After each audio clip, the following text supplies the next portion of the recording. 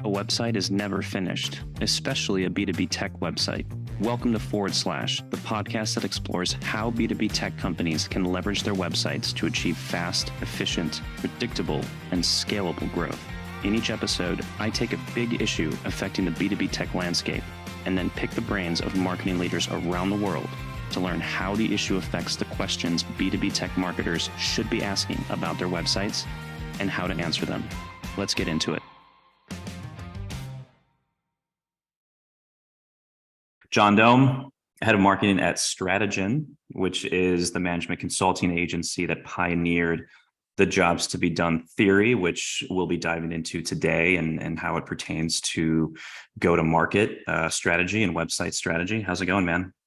Good, man. Excited to talk to you today. Excited for the opportunity. How are you?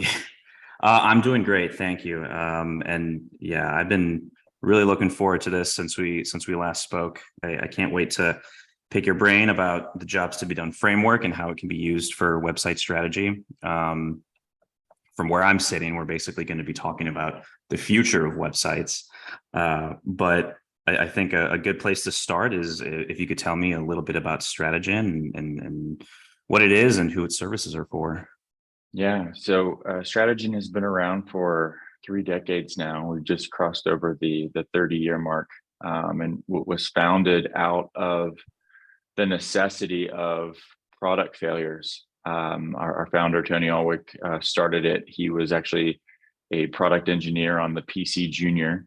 If you're old enough to remember the terrible failure that was the PC Junior, I think IBM spent it was $2 billion in the research and development of the PC Junior to become the home PC.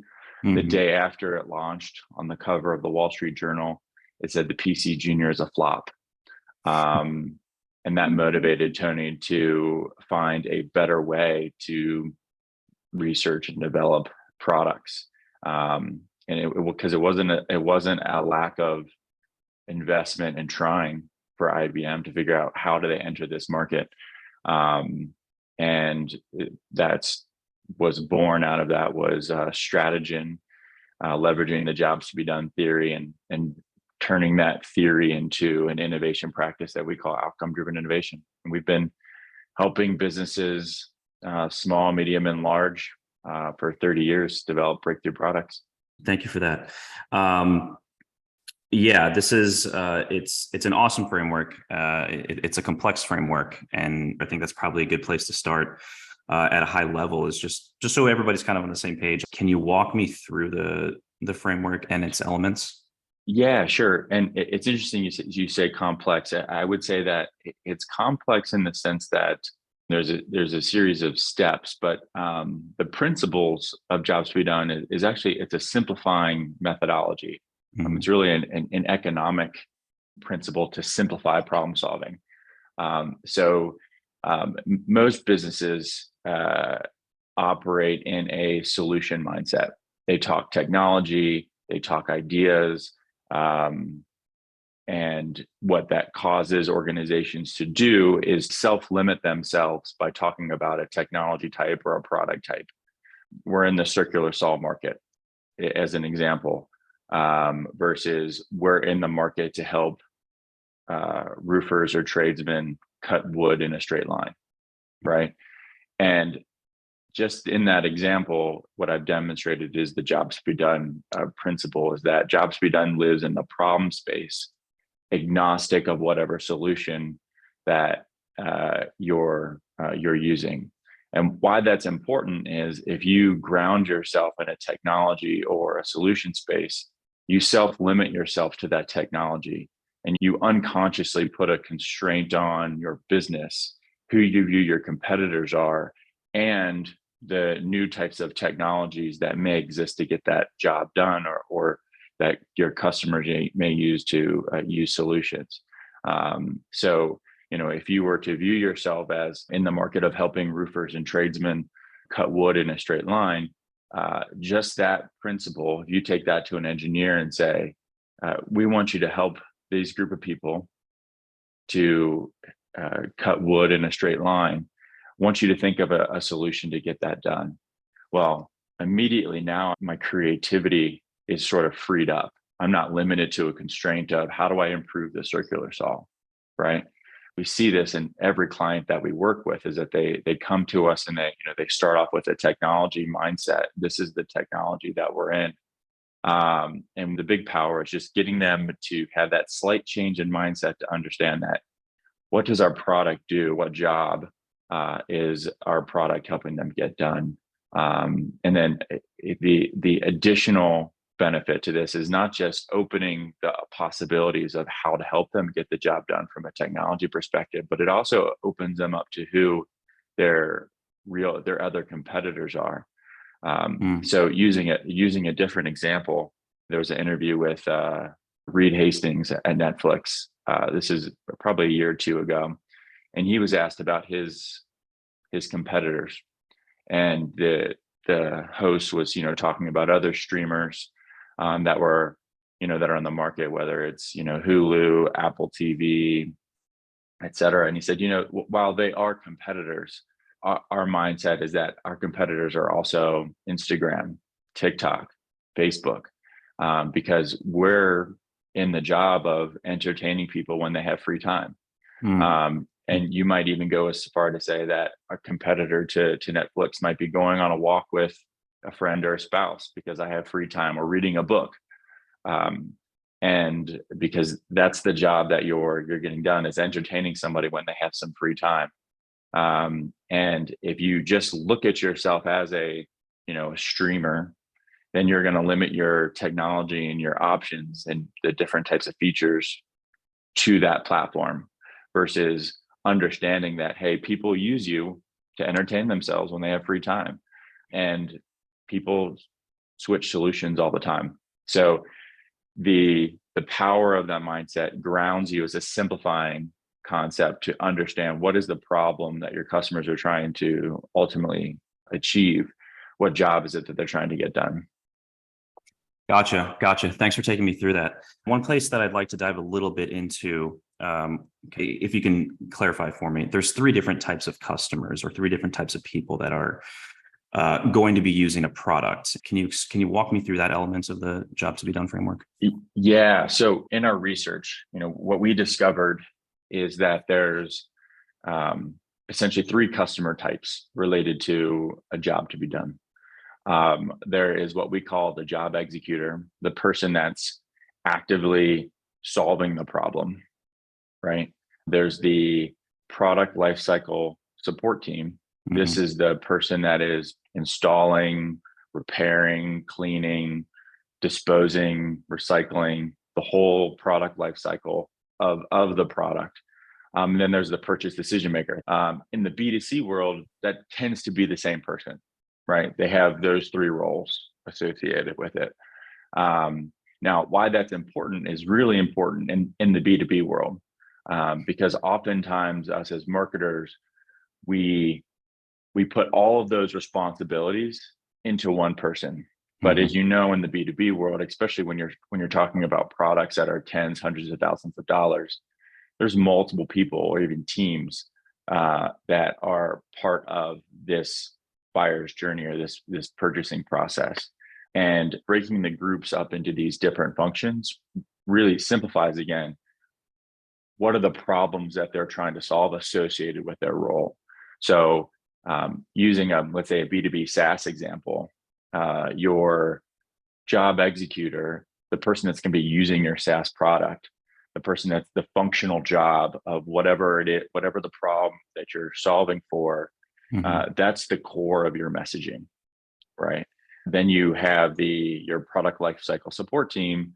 That could be your IT team. It could be a data management team of how this SaaS platform is going to integrate with your CRM or your other tools. And they have a whole different set of requirements, right? The ease of it connecting up to your platform. What format does the data come out in? Is there upkeep? Is there maintenance? Is there storage components that we have to think about, right? Now, using that scenario compared to the job executor doesn't really care about those components, right? When they're looking to purchase a product, they're not thinking about all those set up, install, repair, upkeep components of the product, right? Those problems don't rate that very high, but they do for the product lifecycle support team. So it's important to understand those, but then understand those in relation to your audience. And then obviously the third group is your purchase decision maker. And oftentimes, when B2B, when you're talking about large organizations, that could be procurement. It could be, an executive, and their outcomes are all financial outcomes, right?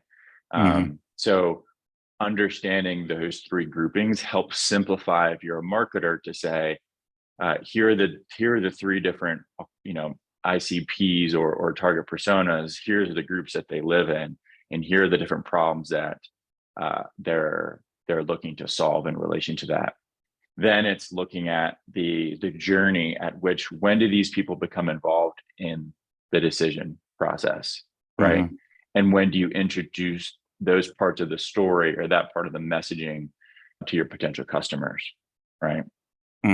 Gotcha. Cool. The last part that I'd like to get a little bit of clarification on before we really dive into the website is this idea of there are related jobs also to the job executor, right? There's the core functional job, but then there are also related jobs, whether they come before, during, or after, right? That's right. So related jobs, they're in the same category. And the way we think about those is, if you have a product, let's say cutting wood in a straight line, right? And you have a product like a circular saw or something that helps you get that job done.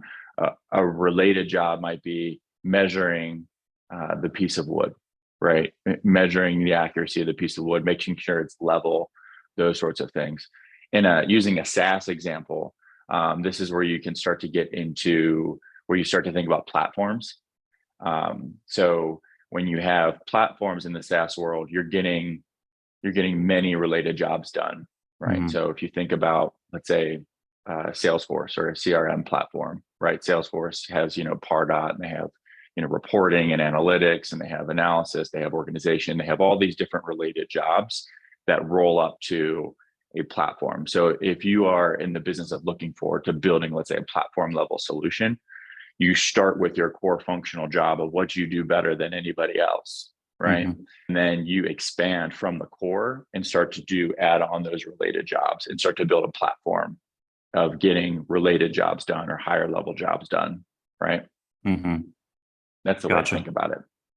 Gotcha. One thing I am curious about, every job has a standardized succession of 8 steps, right? Or does it kind of change between jobs? Yeah. So, what we discovered is there's the core functional job of, let's say, you can use the same example again, but cutting wood, right? What we have discovered is that in the process of getting the job done, there are 8 steps that exist that are pretty much universal across any job. And it starts with defining the problem, right? I need to cut this wood in a straight line, right? Then I need to locate the resources and the components for me to cut this piece of wood. Then I need to prepare it, right? I need to make sure I have power. I need to make sure it's operating correctly, right? Then I'm going to confirm that everything is ready to go, that the line is ready. I have the measurements. I have everything prepared and ready to go. Then I'm going to execute. I'm going to actually do it. Then I'm going to monitor. I'm going to look back when I'm finished and monitor how well did that solution complete that job for me, right? And if it didn't, then I'm going to modify and I'm going to go back and do it again. And then I'm going to conclude. And why that's a really powerful process to go through is that we find that a lot of opportunity for businesses and their products is looking upstream and downstream of that actual executing the job to help people get more of that job done. So let's take the job of being fit, of living a healthy lifestyle, right? And you have a bike, right? The bike helps you work out, helps you stay fit. Well, if I'm trying to develop more of that job, I'm going to look at that process of getting fit, right? Of making sure that helping me stay motivated, helping me make sure that I have the right clothes and the right gear, the right plan in place to make sure that I show up every day, right? So looking at that entire process, I can develop a product and a platform to help me go all the way up to define and say, help me even define what my fitness goals are, right? Help me locate the tools and the gear, the shoes or whatever it is, make sure it's ready there for me to do, and then execute on it, and then monitor how well did I do, right? How well did I do that day compared to previous days, and should I modify it to improve that, right? So just using the full job map really helps you understand where you can add value in your customers, in the customer's problem. And what we have found is many times the underserved needs when we research these jobs are in a lot of these early steps, like defining the problem, locating all the components to helping them make sure that they are solving the problem correctly, right? An example that I love to give, we work with several large financial institutions, and let's say the job of managing daily cash flow, right? You have products living in the solution space of like checking accounts, credit cards, savings accounts, right? The job of managing daily cash flow is what I'm trying to do, right? Well, what we find is a lot of those underserved needs are way up front in educating the consumer in how to manage my daily cash flow. Sure, you've given me a credit card and a checking account and a savings account, but how do I effectively use this to make sure that I am managing my daily cash flow effectively, right? And that's where you started to see companies like Mint becoming really popular, where they start to help you do some of those early things where they track your spending, help you monitor, help you build budgets, that part of the job. It's all part of that managing the daily cash flow. But they're focused on the front end, and they didn't have a product, they didn't have a credit card, they didn't have a savings account, but they were helping people do that front end part of it. And then they slowly move into the actual executing of managing that daily cash flow. So there's a ton of untapped value when you look at the full job map of getting that job done. And what we recommend is you start with your core job, you look across your 8 steps, and you focus on delivering value across those 8 steps. And once you develop value across those 8 steps, then you start looking at related jobs to start to add to that core. So you have a very systematic way of growing out from the core. First, you start with your core job, right? That you're going to do better than anybody else. And then you start to add on related jobs. And it becomes a very systematic approach to delivering value and developing products. So now we're talking about as far as being able to help your customers achieve the job that they're trying to get done. It's a question of, and correct me if I'm wrong here, it's a question of different offerings that you can provide the customer. The core product that you're using, and perhaps all of the other educational resources around it that help you or help the customer from step 1 to step 8. Whether it's in your product or not, but you can also offer, like you said, educational resources that kind of lead up to the product, and any other kind of tools, if you will, or resources to help complete it. Am I phrasing that properly, or should a product in and of itself solve all 8 steps within it?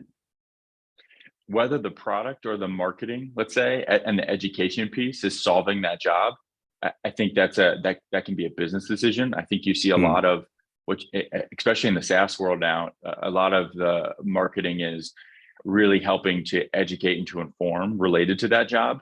And you could argue that that's part of that job, part of that job. So you can build it into the product 100%, but you can also leverage some components of that within your marketing and your story that you give away, right? That you, or not give away, but that you make it open, that allow people to discover you, allow people to understand that your product and your ethos of your companies that is truly to help them, manage your daily cash flow. So I'm going to put out, maybe it's a free app, or maybe it's a podcast or a webinar talking with Dave Ramsey of how to pay down your mortgage or whatever that is, right? You're giving those free resources away to help you manage your daily cash flow.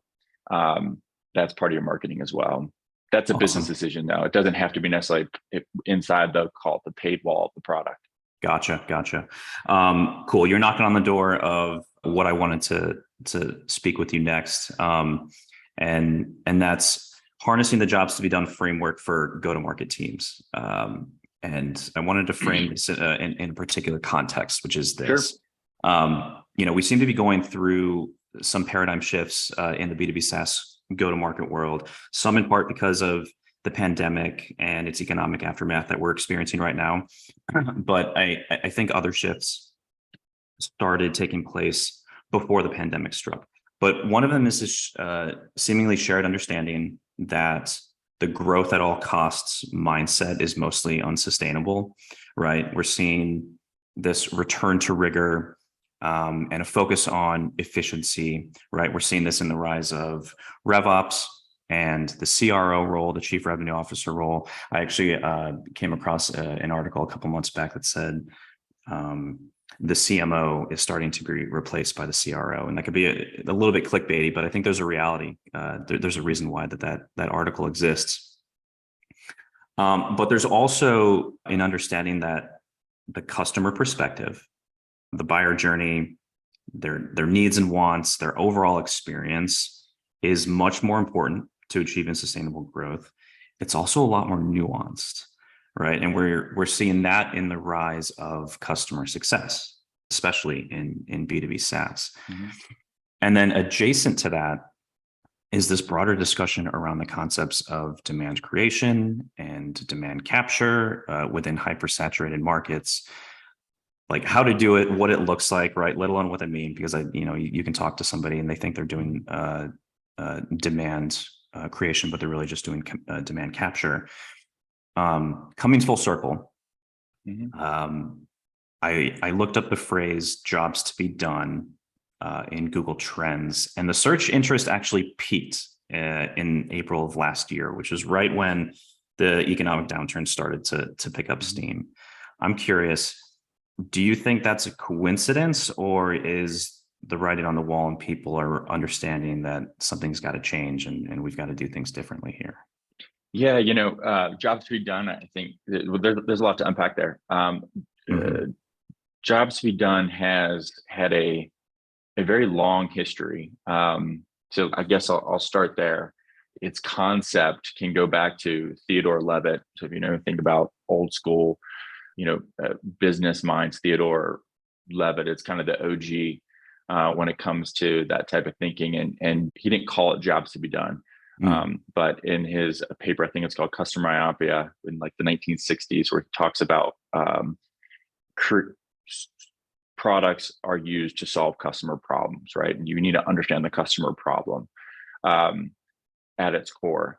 And, since I would say, the coinage of the term and our pioneering of it with Clayton Christensen, mm-hmm. We worked with him in the late 90s.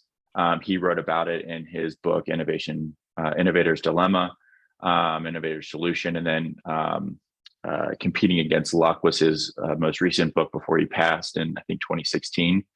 So it's had the phrasing and the term has had a long history in I'll call it the product innovation space. And it sort of has this every year, it continues to grow and more people begin to see a benefit from it. I think mm-hmm. the most recent group of people that begin to see a benefit as marketers is what you're alluding to, right? So it's been a popular mindset theory framework in the product innovation space for many years. And now it's, okay, well, this is a concept to help us simplify how to understand our customers. And at the core of every business and product success is, simply put, how well do you understand your customers' needs and how well do you deliver on those needs? And I think a lot of the popularity related to jobs to be done, if you look back to last year, talk about businesses needing to really understand and perform, they result back to needing to understand their customers, what they're trying to get done, what is the job that they're trying to get done, and how do we deliver value for them? And there's no other framework that boils it down to that simplistic solution agnostic lens. And that's why I think it's gained a lot of popularity. Gotcha. I imagine these are in-depth interviews or surveys that when a client hires Strategyn, that you have to go through, that you obviously source for innovation strategy. What's the process there? Yeah. So for the listeners, I think just breaking this down real quickly, there's the overall job that they're trying to get done. And then one layer below that are those 8 categories from defining, locating, preparing, executing. That's the job steps related to that job. There's a great HBR article that we wrote back in 2008 that breaks that down, that Tony Alwick wrote. So if you want to search for the job steps, I'm going to pause right there at just that job step level. For people that are new to jobs to be done or wanting to learn how to apply it, there's a ton of value in just understanding the job and the job steps that they take, right? And then one layer below that are what we call outcomes. Underneath the job and the job step, there's outcomes that customers use to measure the success of that job step. So it's the most granular version of a customer need, right? I'm going to minimize the time it takes for me to do something, or I'm going to minimize the likelihood that something bad is going to happen, right? Those are the outcomes that consumers use to measure the value of how well that job step is being performed. How long does it take to capture an entire core job functions outcomes with a customer? Is that like a quarter-long process? Is that a couple of interviews? What does that look like? Yeah, it's much simpler. You can get to a job and job step level in one interview pretty easily. Usually what we do is we go in with a hypothesized job and a job map going into the interview. And then we'll ask the customer solution agnostic questions. What are you trying to do in this situation? Okay, what are you doing next? What do you find difficult or time consuming about that? Okay, and then what do you do next? Usually within one interview, we can get pretty close to a completed job map. And then it usually takes 3 to 5 interviews to get to a complete outcome list. And Gotcha. we have found that an outcome list related to a job can be comprised of between 75 and 150 customer needs. And usually when we say that, most people are a little, there's a little bit of an awe of like, how do you get that many needs related to a job? That's really where the power of the outcome-driven innovation process comes in, because we're getting very granular needs that are important to the customer that you're not necessarily going to find in some consumer report somewhere or some industry study where they're talking about the high-level problems. We're getting very granular need sets. And this is where you can really begin to differentiate yourself and understand those individual pain points. So usually between 3 and 5 interviews, we'll feel like we have a complete outcome list. And generally, we'll start off with mapping the job map, and then we'll take a job step. We use our job map as sort of our interview guide, okay, and say, in this job step, tell me what you're trying to do here. Again, what do you feel is time consuming about that? What is frustrating about that? What are you ultimately trying to do? And they'll give us different reasons, and we'll record those, and then we'll read them back to them and say, is this how you would describe it? And then they'll confirm it. Usually, again, it takes between 3 and 5, where we're not seeing any repetition in the needs that they're giving us, right? So at a certain point we're hearing the same needs over and over again. If we're hearing new needs in each interview, then we'll continue interviewing people. But we generally get to a mass around 5. And when we do a project just to make sure that we have the right fidelity, we usually go up to 10 just to be certain. Gotcha. Okay. So yeah, 75 to 150 outcomes per job. That does seem a little overwhelming, but what I'm hearing when you say that is that's 75 to 100 different touch points that you as a company can help your customer with, whether it's within the product or educational resources around it. That's right. I'll be high level with the next step. So our goal in that step is just to understand the universe of needs, right? So now we understand the universe of needs that your customers have related to a job, right? We haven't hypothesized which ones are underserved. We haven't hypothesized which ones are overserved. That's not the goal. The goal is, in this step, is to understand every possible need that may exist related to that job, right? Because that's what sets up the quality of the quantitative step that we go through, right? So then what we do is recruit a sample size of your job executors. Their paid surveys can be, several hundred or 1,000, depending on what the sample size is necessary to be statistically significant. And we'll ask them 2 questions related to each outcome. How important is this to you in getting the job done? And how satisfied are you with your current solution in getting that job done? So a couple things happen there. So we anchor them in the current solution that they're currently using. So we get a current score of how satisfied they are with their current solution. We also get insight into what solution they're currently using. But then we also understand how important it is. And this is where what we find is a lot of surveys miss is the importance score. Most surveys, satisfaction scores, just ask you how satisfied were you with this, right? And customers will say, "Oh, I'm very satisfied." And then everybody's like, "Oh, high-fiving each other. They're very satisfied." But guess what? A lot of times those aren't very important. They're not important needs. And it gives the product teams and the marketing teams a false direction in how and where to develop and what to message to, right? So they have a group of needs that the team thinks is highly satisfied. The marketing team's like, "Yeah, we're going to tout those. We're going to tout those scores. We're very satisfied. These are the types of features that we're going to message to." And then the product team is like, "Yeah, we're going to continue developing down this path." Well, if those needs are unimportant, right, then you're wasting your marketing energy and marketing opportunity talking about those needs. And more importantly, from a product perspective, you've added cost to your product related to those needs. So when we find those needs that are unimportant and satisfied, part of our recommendation is around this can be a cost-saving opportunity. So if you're talking about an economic cycle that we're in right now related to a recession, this is where you want to circle and say, how do we take cost out of this product to either add margin back into our product, right?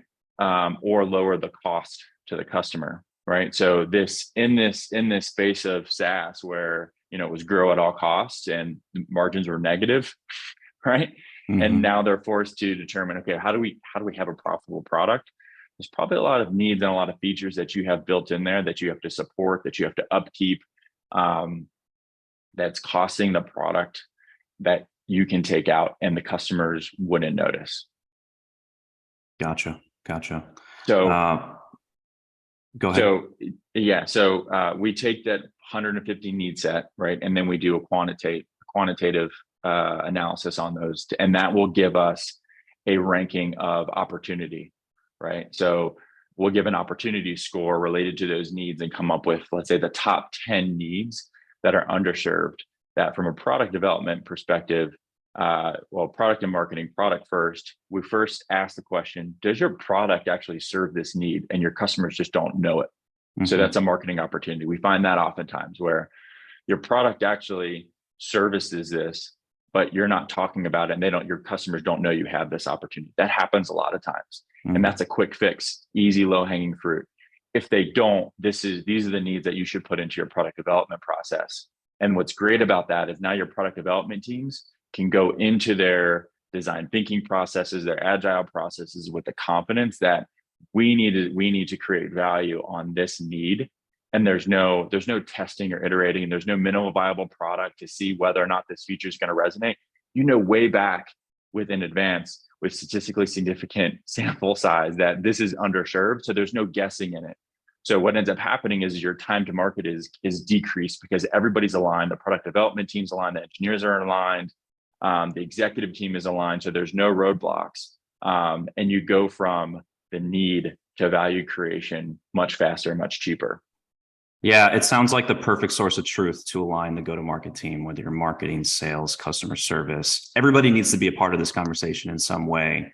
And however you kind of centralize that across the organization, and it seems like now you've got this blueprint, like marketing knows perhaps maybe where the product isn't the best compared to its competitors, and they can provide any kind of clarifying information there or strengthen their content offering. Product can be like, okay, well, we know this, so now we need to improve this in the meantime. I mean, yeah, that's why aren't more people doing this? I'm just curious there. What we have found is businesses, when they find out this process and they develop success from it, it becomes a competitive advantage for them, and they don't like to talk about it. Gotcha.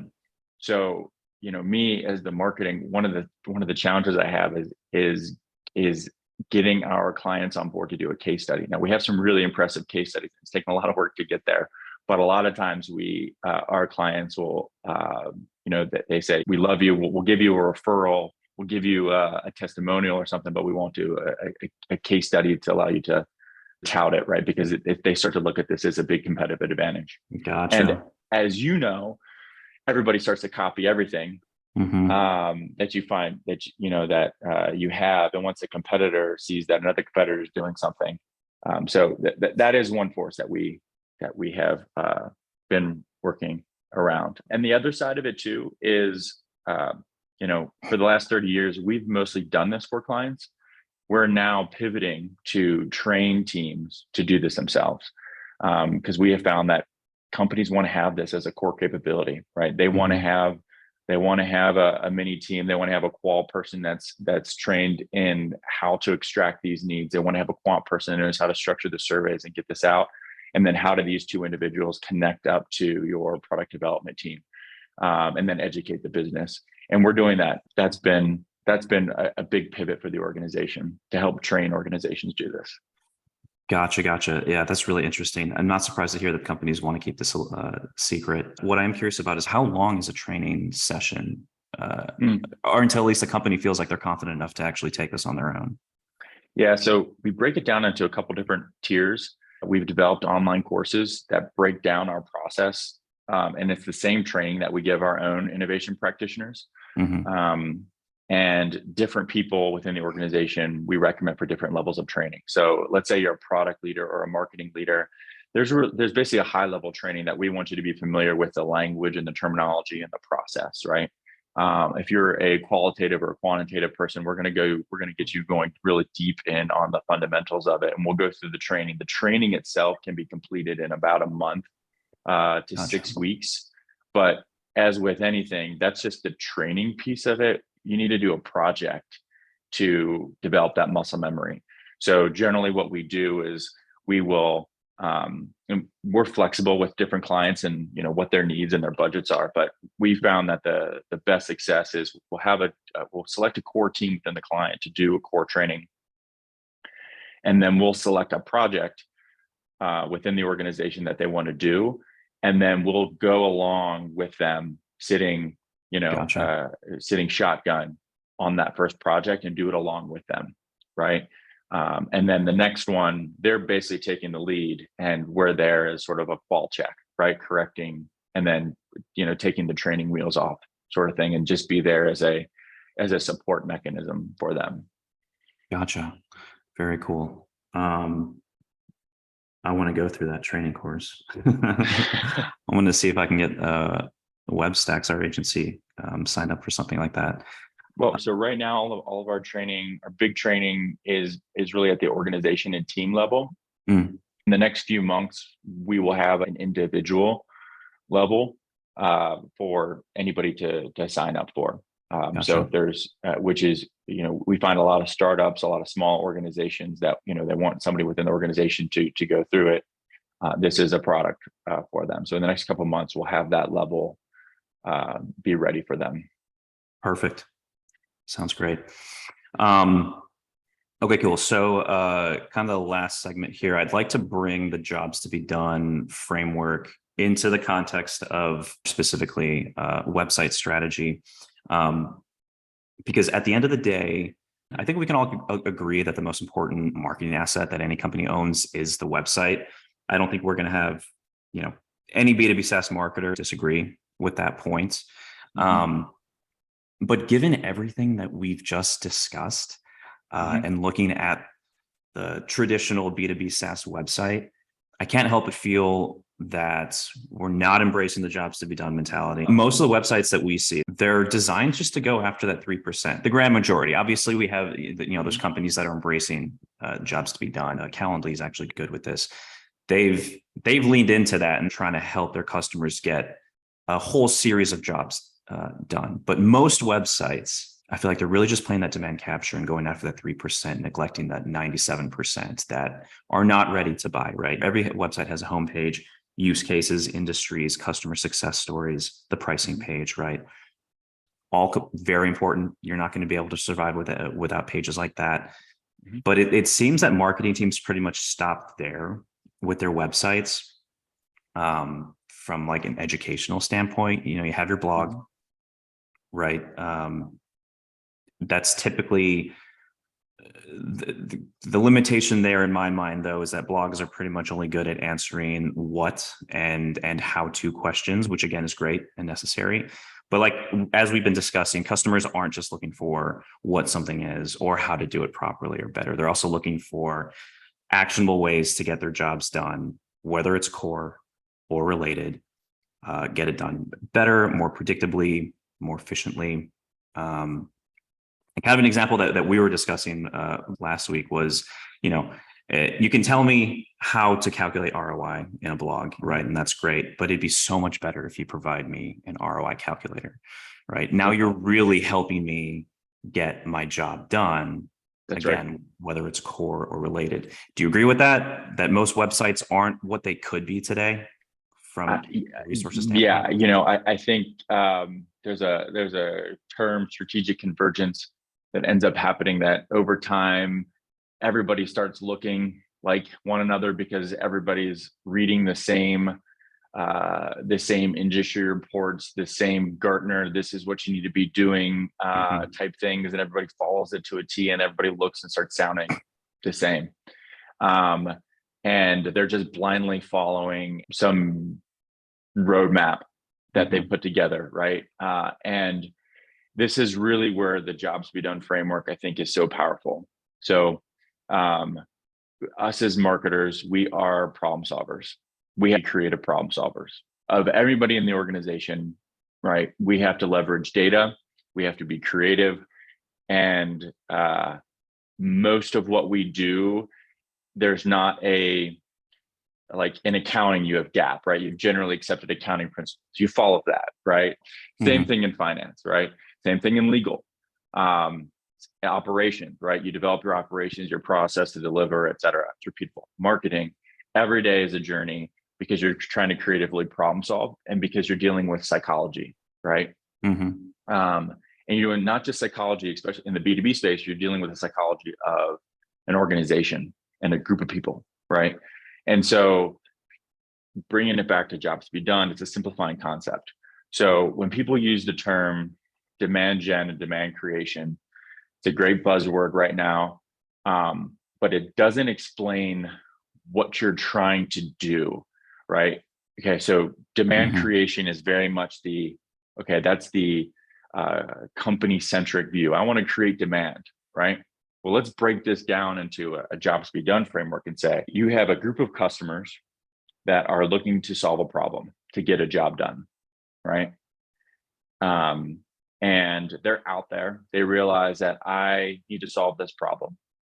And they go into SEO and they find your web page, and now you're into the demand capture, the problem capture, right? You've developed your website to help them solve that problem that they're already looking for. They're problem aware, right? So in the stages of awareness, they're problem aware, and you can help them solve their problem. Then that you start to get into the information search, education, bring them all the way down, et cetera.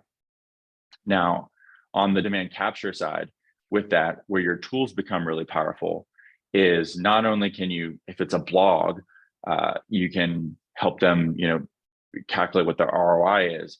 But if you develop a calculator that does that job for them, now what's going to happen is they're going to be motivated to share that with somebody, right? They're going to be motivated to talk about that with somebody, right? And then what happens in that moment when they go share that with somebody or go talk about that with somebody, that somebody may not realize that they have a problem yet, or they may not, they have the problem, but they just may not realize that they needed to solve that problem. They're using the Which is- spreadsheet for Right. yeah, when they could Right. use a calculator or something. Right. Exactly. Right. So now what you've done with that tool in the demand capture side is you've started to move up in the awareness funnel, and you have now made somebody that was unaware of their problem aware of their problem. Demand creation. So all demand creation is finding customers, people that are your ICP, right?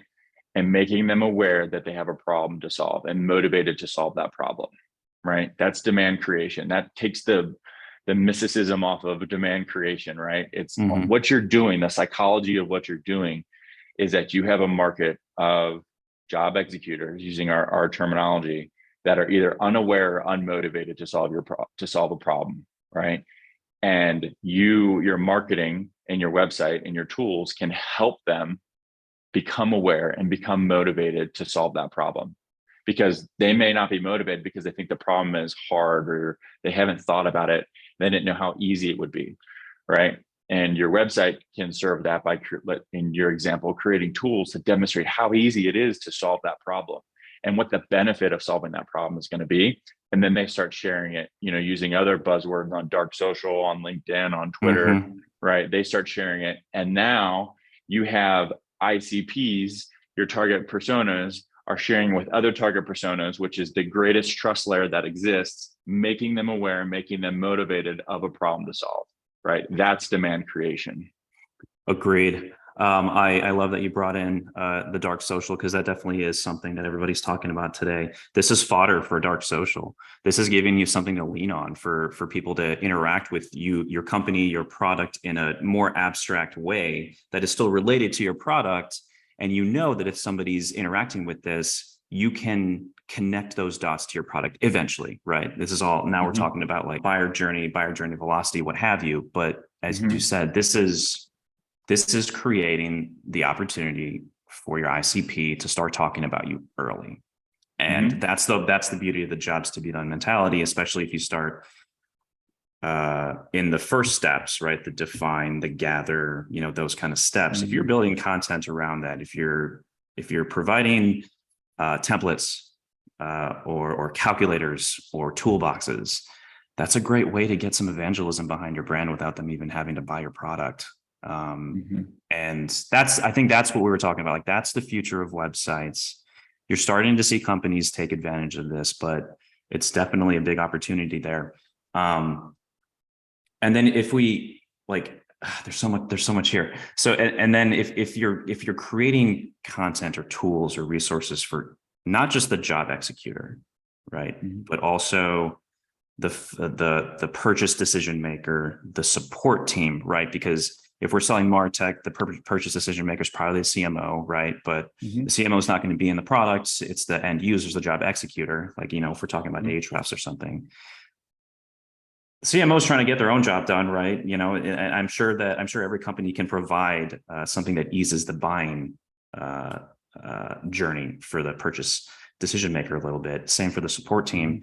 If you have all these resources on the website, and let's say you're using some business intelligence technology that doesn't necessarily tell you exactly who's using your resources, but you can see like a specific target account. Somebody's using the job executor resources. Somebody's interacting with the purchase decision. Somebody's interacting with now you have a more accurate window into an ABM strategy. Like, this account is interacting with all of these tools. Maybe they're actually an MQL that is worth handing over to sales. And now we have a stronger understanding of what an MQL could be. Whereas today, I feel like it's more so defined around that singular person, not the buyer group. We're essentially, with jobs to be done mentality, that's a strategy for setting up your website as like an ABM ecosystem, support ecosystem. Yeah. I didn't want to add in the ABM component, but am I confusing something? No. I mean, I wanted to, but I held off because I didn't want to add another layer into the complexities of the conversation. But you're 100% right. Like, it fits directly into the ABM strategy, because it's a simplifying concept, right? You're breaking it down into its variables. This is what we do. Like everything about our principle is understanding the problem and then breaking it down into the variables that deliver value, right? And then understanding where those variables sit, where they deliver value. So from the customer side, is it the job executor, the person that's going to be using the tool? Is it the product lifecycle support team where they're going to be setting up, repairing it, installing it, or is it the purchase decision maker where they just care about the financial outcomes of the product, and then breaking your content strategy, breaking your website strategy into those components. Now you have the variables set up in a nice clean format to do an ABM approach, right? You have somebody come in, you have a job executor that's interested in, you fire up the ABM engines to understand who within that organization might be on the product lifecycle support team, and you already have the content and the tools to start to target them, right? Same thing with the purchase decision maker.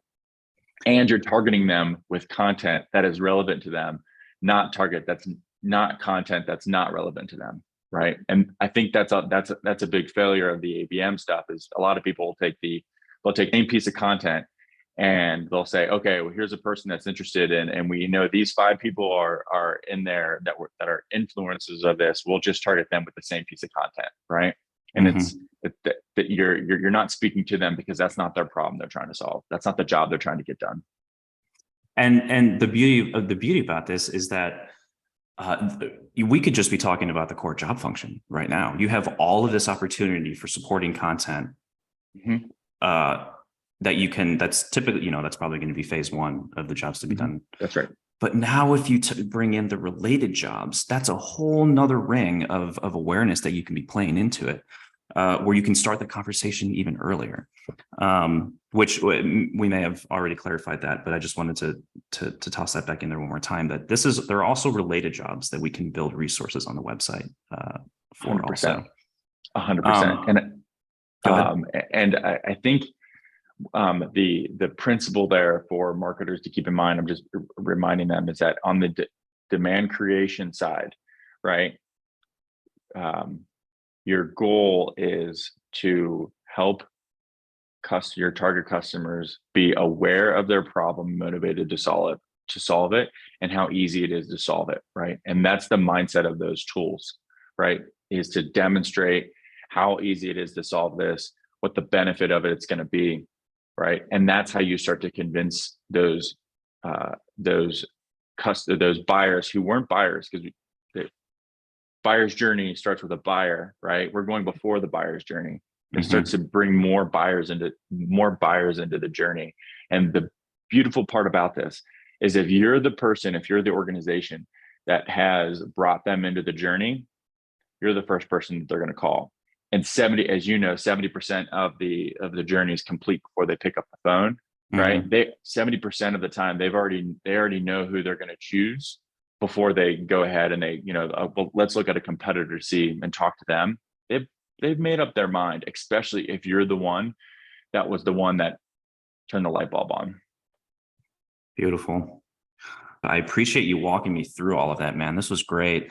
A lot of good stuff to think about, just as far as, first and foremost, becoming more customer centric, but then it's also what's the best way to be customer centric. And I think the jobs to be done framework provides that.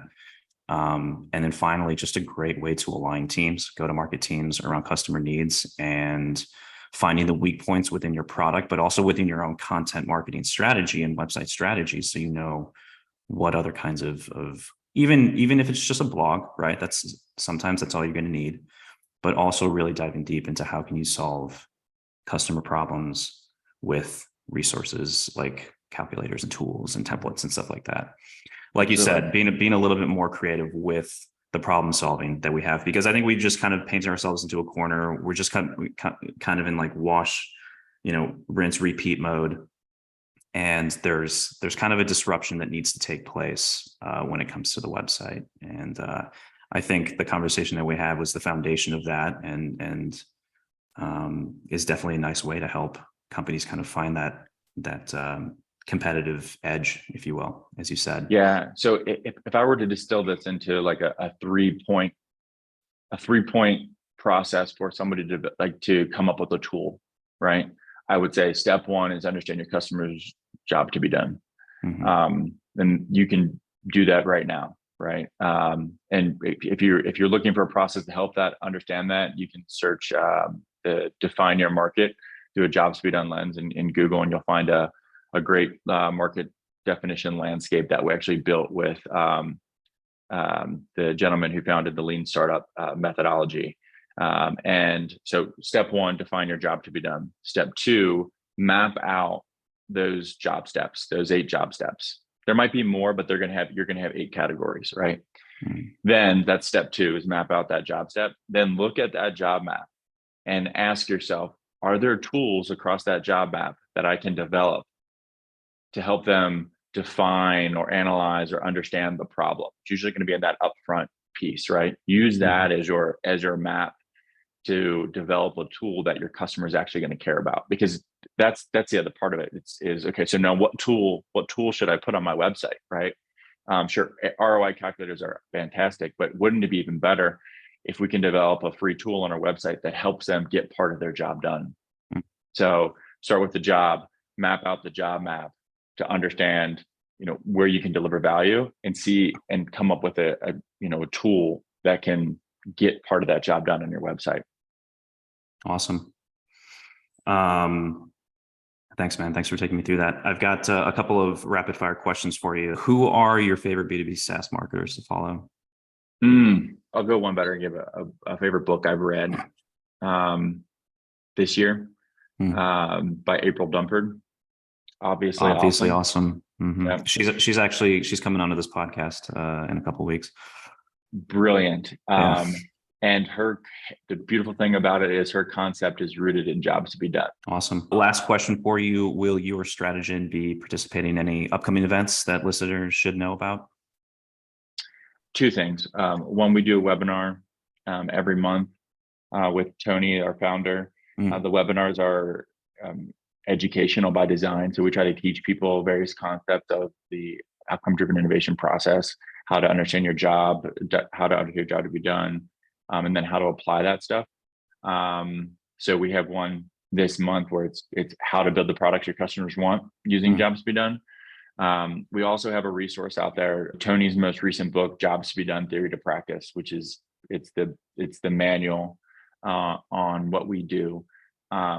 We've made that for free. So if you go to jobstobedonebook.com, you can download the PDF or the audio version for free. Great resource. This isn't like a 10, 15 page ebook. This is a book that was published and we've made it completely free, the PDF version and the audio version. Awesome. There you have it. Thanks, man. This has been great. Thanks, Adam. Really appreciate the time.